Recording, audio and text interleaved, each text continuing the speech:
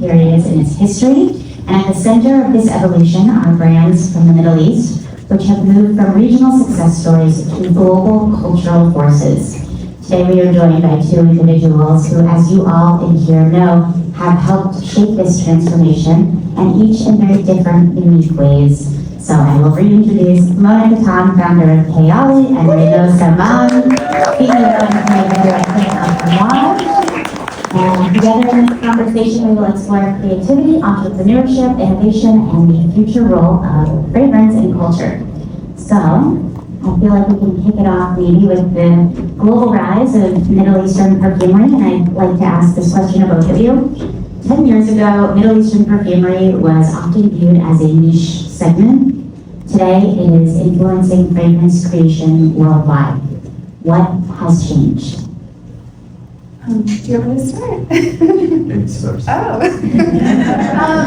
I mean, from my opinion, I think it's not only Middle Eastern fragrances, it's not only fragrances, it's, all industries have changed because of social media. Mm-hmm. And I think that the reason why it took fragrances so long was because prior to 2020, prior to COVID, there weren't really many content creators speaking about fragrances. So what sold in the past was the same thing. It was designer brands with big budgets, celebrities, mass sampling, like that was the equation that worked. It's very commercial juices. And these fragrances, even Amouage, which has been a beautiful artistry brand for so many decades, just didn't get the awareness they deserved because people were wearing the same thing all the time. And there weren't many content creators, so I think that it really did change because of all incredible content creators, a lot of them in this room, gave awareness to different fragrances. And when I moved to Dubai in 2002, 24 years ago, I rediscovered what Middle Eastern perfumery is all about. Even though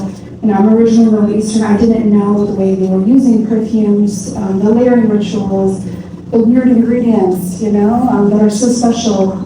But today we see such a disruption, finally, in the fragrance industry, and I think that it's just the beginning.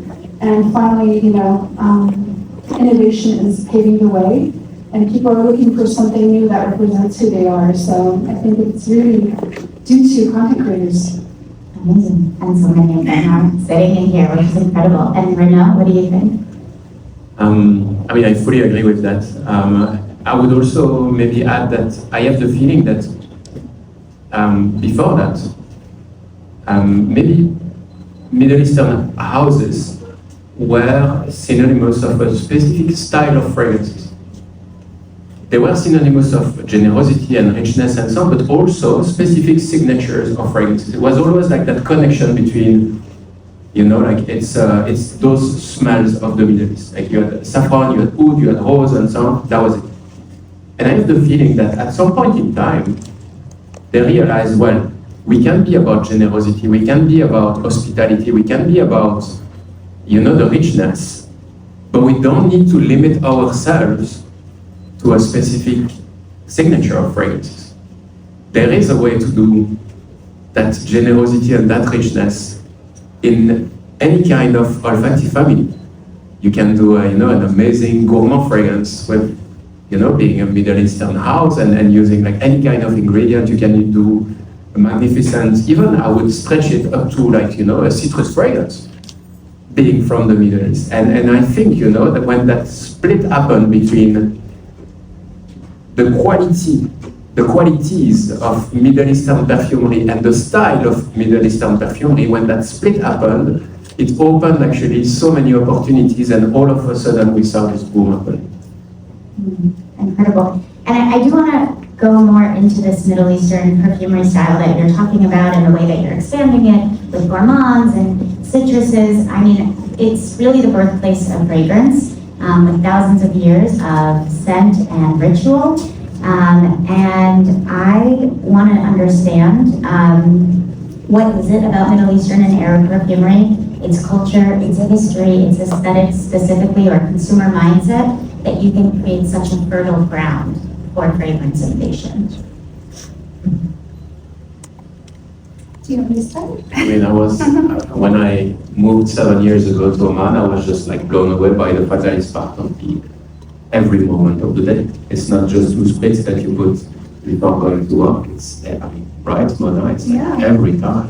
it's a part of culture, right? It's a part of your lifestyle, it's a part of your rituals, it's, every wedding, it's every occasion, every moment, there's fragrance, and I think that's so special. And when I moved, to the Middle East as well, it was like, it was so mind-blowing. I always loved fragrances, even before living in Dubai, but not to this level. I'd say I loved them, but like after moving to Dubai, it was like borderline insanity obsession. And I was like, I cannot stop discovering. Like every time I had, time on the weekends, anytime I had spare money, I would go perfume shopping and the souk and like every level, like the more affordable ones, the middle, the super expensive ones. And there's just such an endless array of, diversity of options. And there's the oils, there's the bkhor, the perfume smoke, there's the perfumes, there's the hair mist. Like this has been so deep and true to the culture for centuries, So I think that it's just a place where perfume is intentional, and it has been viewed as self-love forever. So I think now that it's spreading to the world, it's become a global message of like, this isn't an afterthought. This isn't just for your date night. This isn't just for someone else. It's for you. And, I think that's really special. And I love that, people are now wearing the perfumes they love to bed for themselves, like without their partner, without their husband, without their wife. It's just for them. And that makes me so happy to see people use it as a tool, because it's the most powerful sense we have is the sense of smell when it comes to emotions, memories. So it's really amazing to finally see that transpiring around the world. I think it's really interesting you're talking about this scent as ritual, because you sort of started talking about like the ritual of weddings and scenting homes, and moved to just people putting fragrance on before they go to bed. And how have you seen, if at all, in the last 5 or 10 years, how have you seen the ritual of scent with consumers change, and how are your brands involved in that? I mean, definitely, I feel that it's much more open-minded, maybe less elitistic in the treatment of fragrances. As you said, Mona, like you can mix any kind of brands. You can, I feel like, it has been very democratized at many levels.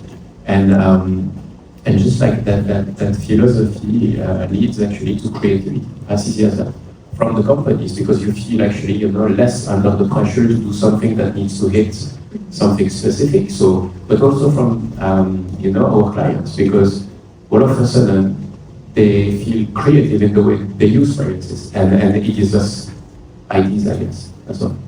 Yeah, I totally agree, and I think that, like Renee said, people are willing to experiment more. When we first launched Kayali, it was, the end of 2018, so things were very different. We were like, we were pitching to retailers in 2017, and we were like, we're going to launch a brand that's all about layering, and they're like, you want people to mix perfumes together and buy more than one perfume in 1 year? Like, you're crazy. Like, this just, the data proves this will never work. Mm-hmm. And we're like, but it will change their lives. Like, once they try it, they're gonna be obsessed with layering and making individual, like, making their own scent combination that works for them. And, now that behavior has changed, like Renee said, it's like people are open-minded. They're not sticking to one signature scent only. They might have one that they keep buying because of memories.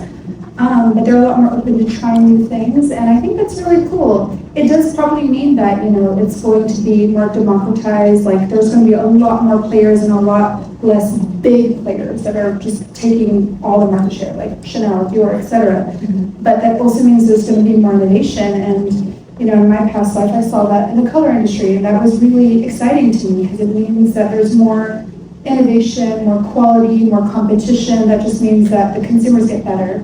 They get better quality at the end of the day. So I think it's something that has been delayed. It should have happened a long time ago, but I think that the missing piece was like people didn't know how to explain what fragrances made them feel online.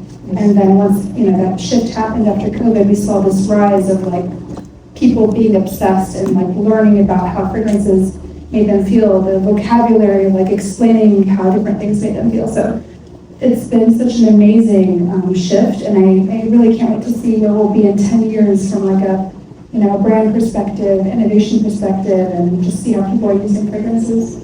Yeah, and as we speak about this sort of like democratization of fragrance and bringing layering into habit of wearing fragrance.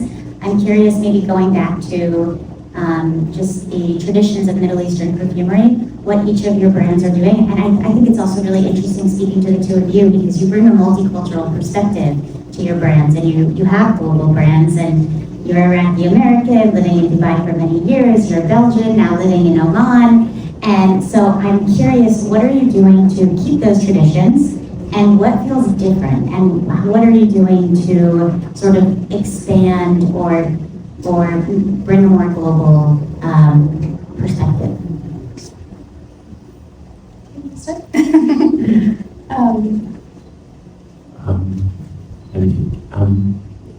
I think I'm trying to bring to life the spirit of Oman, the philosophy of Oman through the fragrances. And I think, in order to understand that, you need to obviously understand the differences within the region. And Oman is a very humble country, rich, in many aspects. Beautiful nature, beautiful people, a lot of culture, and so on and all of that. But there is also this, they value their quality of life, their discreet richness and hospitality and so on. And I think it needs to be felt in the fragrances. That's what I need to make sure I do as the creative director of Amouage. So how do you create fragrances that are rich, generous, but that feel humble, that feel nuanced, that feel fragile to an extent, that they show, like their humanity in a way.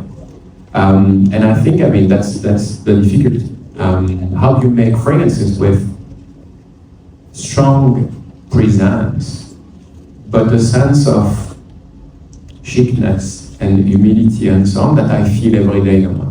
That's, I think on my end, what I think I need to do at Amouage, and hopefully that's what people feel as well in the creations.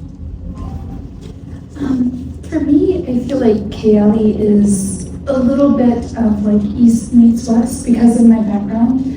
Being Iraqi American, but living 17 years of my life in the US, 24 now in Dubai, I feel like I didn't want to create just a Middle Eastern fragrance. I wanted to make sure that I still kept part of my culture, which is still very influenced by my American background in the brand. So I wanted to weave in the layering part that I discovered in Dubai, but then add in things that really excited me about my own life. Like, for example, our Eden collection was all about the 90s, growing up in the 90s in the States, and the fruity fragrances that were really vibrant and nostalgic. So everything that we launch is really a part of my memories or things that I want to experience. But then weaving in things like our Oud collection is really important because of my Middle Eastern roots and just wanting to ensure that I try my best to make it go global. I think Amouage has done a fantastic job of making true Middle Eastern notes go global. We haven't been as successful in that. We're still trying with our Oud collection, and I think our consumers are still not as ready for that. But we're trying our best. And for me, it's something that I refuse to not continue because I love it. And I'm really, I admire Amouage for what they've done. I think they've done such a great job of making people embrace oud, frankincense, things that are very true to the Middle East. And we're trying our best. Yeah, I think that's so special how you're talking about bringing in a little piece of your 90s fruity florals nostalgia with the Eden collection. Is there anything in Amouage now that's a little bit of your Belgian heritage or just a little piece of you secretly plugged in there? We cannot, and that's an important point. You cannot exclude your own journey as an individual as part of the creative process, even if Amouage is not about me, it's about Amouage. But as an individual, I create with my background. I can't ignore that. So that includes references to surrealism in some fragrances because it's a movement that was very big in Belgium. Some references to brutalism because again, I grew up surrounded by brutalist buildings and so on. So you find a bit of that in the boutiques. or that includes references to my own personal life. And one fragrance is that one of the fragrances I recently created is called Decision. And it talks about resilience, because I had a challenge in my own personal life, but I did not want the fragrance to be about myself, but I wanted the fragrance to be about what I'm experiencing, because hopefully, it's something that can resonate with everyone. And the idea of resilience, the idea of being hit by something you cannot control in your life, and then having the necessity actually to overcome that and keep on growing and so on, I felt, that this is something that is relevant. And then, so that's something that is relevant in the perfume world. How do I make it relevant to Amouage? I need to look at what am I seeing in Nomad that tells that story of resilience. And that's where the inspiration of me hiking in Jebel Shams, so the mountains of Oman, seeing those beautiful juniper trees being hit by lightning, and yet, surviving and growing new branches and so on, for me, that's when, it went full circle. So it's a bit personal. I try to extrapolate that into something that I think can talk to everyone around the world, the notion of resilience, but I do it in a way that could only be done at Amouage, because it's a story that is deeply rooted in Oman. That's a little bit how I do it. It's beautiful.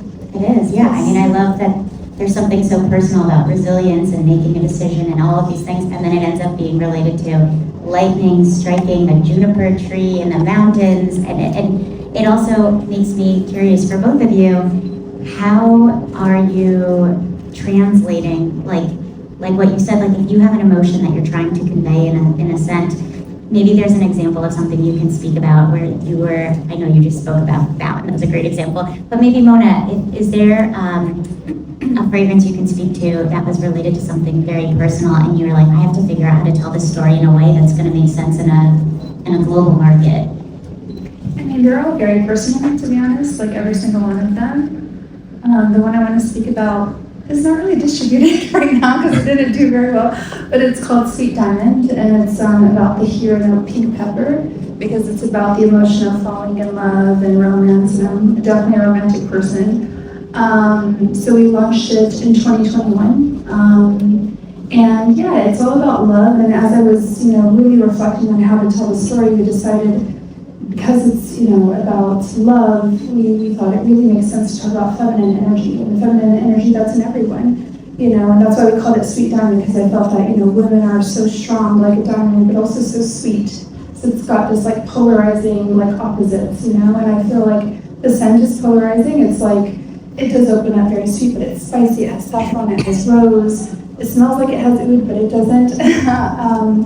And yeah, it's very romantic, so that is definitely one that I hope we can relaunch one day. I know Roxy's back there, like, yes please. It's one of her favorites and it's one of mine as well, but yeah, I love that one. It's very meaningful to me, and it was the first fragrance we launched after my therapy journey and after having a content team, so it was a big new chapter in my life.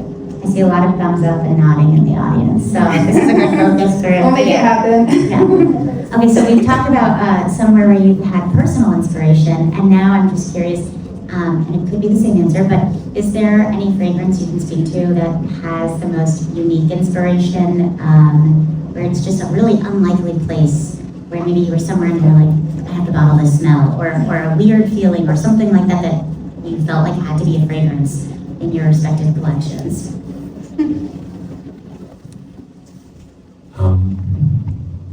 I mean, there are many references, and I mean, I would say that inspiration, that's what is important, and yet inspiration can come from anything, anywhere. And sometimes what I struggle actually to reconcile is sometimes I get inspiration from elements that are, that are of the everyday actually. Like I could be, like recently, I think I had an inspiration looking at a box of cereals. Because, as a kid, I was always reading like 20 times the content of the boxes of cereals. And I surprised myself doing that again. And like what came out of it, like when you were kids, you had so much discretionary time to do something as stupid as reading 20 times the content of a cereal box. And today, I was, as an adult, I was like, hey, actually, you know what, this is very precious that those like 5 minutes I'm taking to read the content of that cereal box, because I've not done it anymore since I was a kid. And the inspiration, again, was very random, and you could say, very banal. But the realization that comes out of it is actually, like this idea of the lack of discretionary time as soon as you start growing up, and as soon as you start aging, and as soon as you start having so many responsibilities and so on. And I think that's a strong feeling. So, and that's actually something I'm trying to turn into a fragrance, hopefully soon. That's very nostalgic. I love that. For me, I probably want to speak about our collection of young fragrances. So, originally this fragrance was inspired by me doing cooking content with my dad. We were cooking baklava. So it's a Middle Eastern desserts, and me and the team were doing content with him because we, performed well. But we were like, oh my gosh, the smell of Middle Eastern desserts, like it's so fragrant. Like the ingredients that they use are so delicious. Could we, maybe think about using this in a fragrance? So we created a concept, and it was all about Middle Eastern desserts. The original in-house name was Turkish Delight, because I love the smell of Turkish delights. And that's actually included in Yum Pistachio Gelato, which was our first Yum fragrance. And originally it was all about, just any, like baklava, we're thinking about like all these different ideas. And Cara, our VP of marketing over there, she was like, we should really do something with pistachio. It's also Middle Eastern dessert. She's like, I feel like it's gonna have a rise, like, cause she lives on social media. And so then she was like, also every interview you've ever given, it's been, your last meal would be a pistachio gelato, like let's try that. And I was like, I would never have thought about that, but okay, let's try it. So we pivoted, and then we started creating submissions with our perfumers. We asked to work with Olivier Crisp, the father of gourmands in modern perfumery. He said yes. We were so shocked. And we created this beautiful new fragrance together, and I do think that was really probably the fragrance that put Kayali on the map. It was launched in March 2023, and it was leaked like 4 months before we launched it. People were debating, is this real, is this not real? And we were all crying. We're like, our launch is ruined.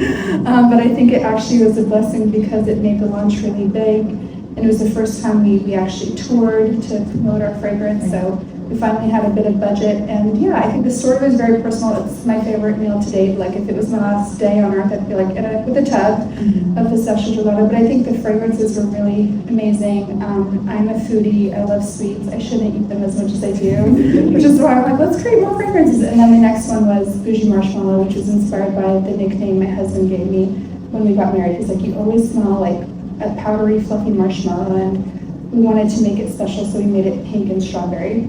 So yeah, I'd say the Yum collection is very special to my heart and belly. I didn't know that Bougie Marshmallow was Mona Kattan incarnate, so.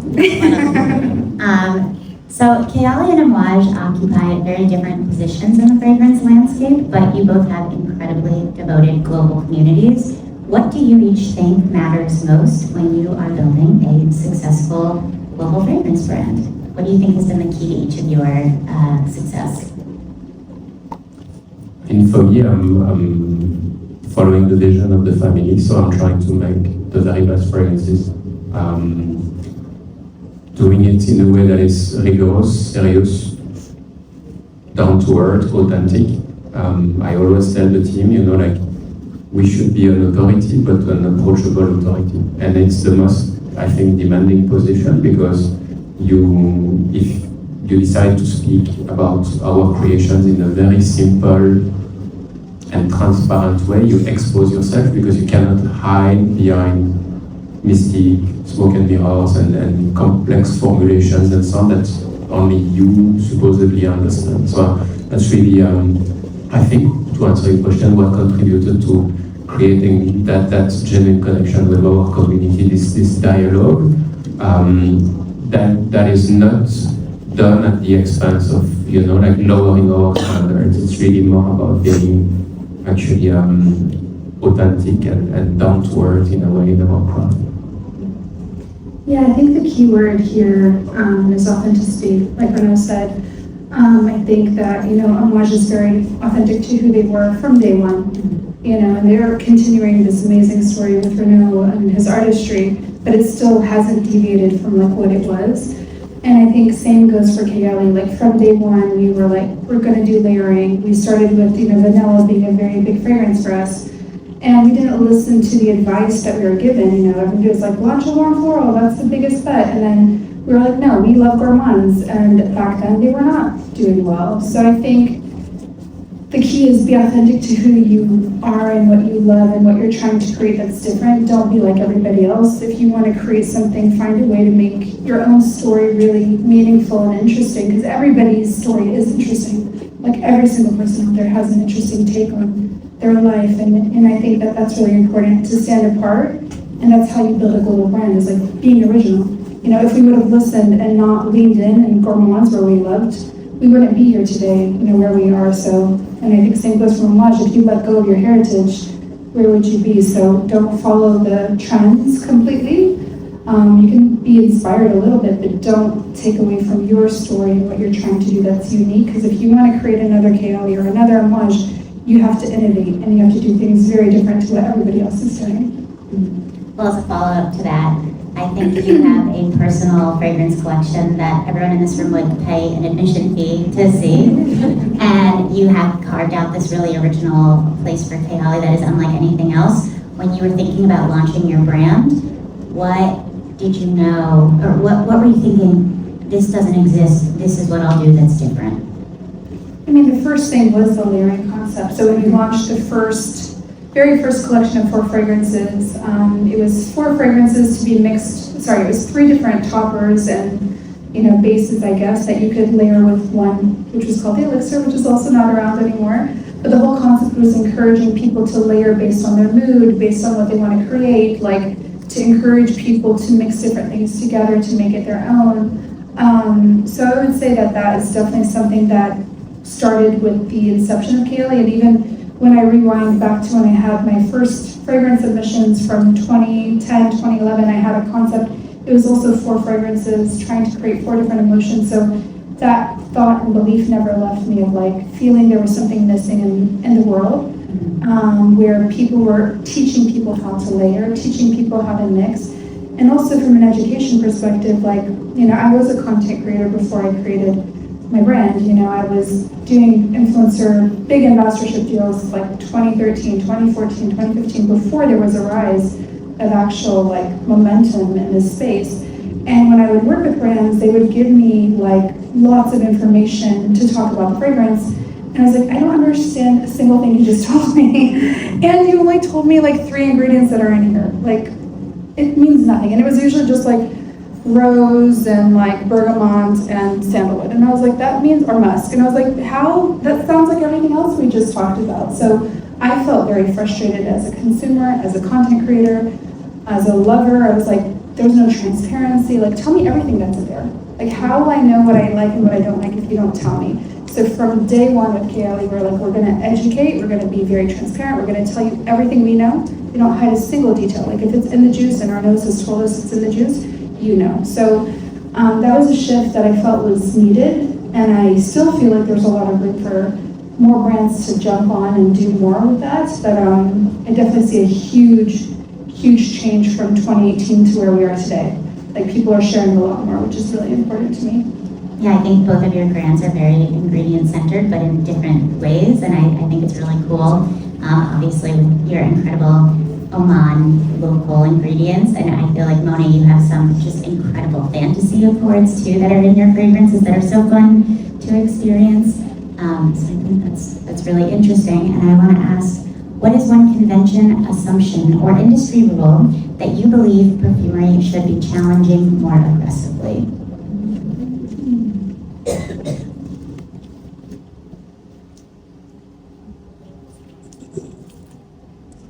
I mean, the good thing is that I think we are challenging already quite a lot of different sounds, so it's changing from the better. Personally, I still have the feeling that the industry is not connected with it's not in real time with the act of creation and also just like the reality. So I would love perfumery to live even more in the now and what it feels, you know, and what it is actually to create, to experience, to build something and all of that. Today, a lot of things are post-rationalized, told, you know, like many months after and so on, and you end up with communication that is disconnected actually from the seasons. You see people communicating about roses in the middle of the winter and so on, like you see a perfumer smelling a rose, like if that was in the garden and so on, and I'm like, this is weird because, you know, I think perfumery should try as much as possible to be connected to this notion of instantaneity and what it takes to create something, because we would avoid, by doing that, we would avoid all of those talks and press releases and so on about, oh, it took us 3 years to make this fragrance, 2,000 trials, and they said that. This feels like post-rationalization. I am expensive because of that. If instead of that, and I think, I mean, Mona, you do it quite well with your team and so on, if instead of that, you bring the people in, like since day one, when you start a new project, when you have an idea, when you want to create, when you meet with a creative, a perfumer and so on, all of a sudden I feel, you know, like everyone understands much better what it takes to create a perfume and that it's not post-rationalization. It's just that we are not agile enough yet and we are not, you know, like equipped enough yet to tell the stories in a bit in real time. And maybe your background, Mona, you know, helped a bit for you to have that vision, and maybe it was quite logical for you to tell, you know, to bring your audience in on your journey, because I think it could be actually a massive added value to perfumery.